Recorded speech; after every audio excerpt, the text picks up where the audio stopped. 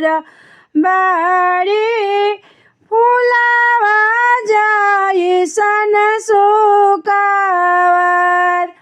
फुलावा जैसन सुकावर हरे अंगना के बीच बेटी रोदना पास हरेली हम नहीं करब बिया हम नहीं करब बिया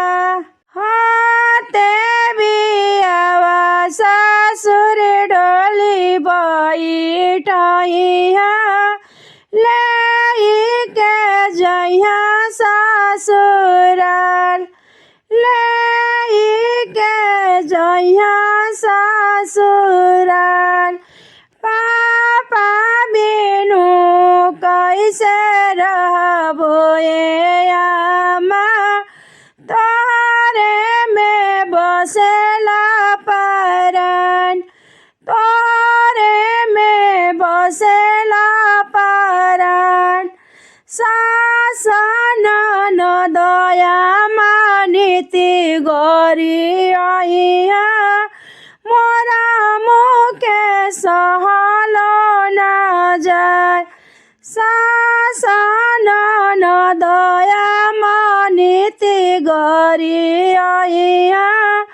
मोरा मुखे सहलो ना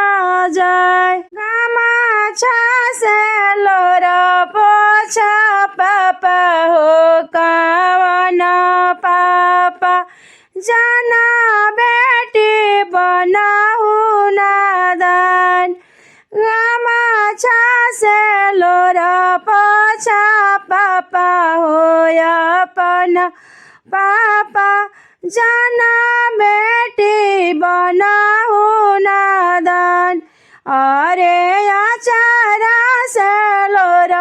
पोछा मम्मी हो कावन मम्मी जाना बेटी बना बुराबक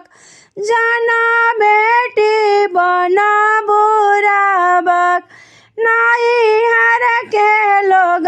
बेटी तुहा बिसरइया ससुरा के लोगवा तोहार नहीं हर के लोग बेटी तू त बिसरइहा ससुरा के लोगवा तोहार सास के गारी बेटी अचरा रोपिलिहा जाई सत्यनारायण बाबा प्रसाद सासू के गारी बेटी अचरा रोपिलिहा जाई साना होला प्रसाद जाई साना होला प्रसाद अरे पानावा जैसन बाड़ी बेटी हो कावन बेटी फुलावा जैसन सुकावर अरे अंगना के बीचे जे रोवेली सुंदर बेटी हम नहीं जइब ससुराल हम नहीं जइब ससुराल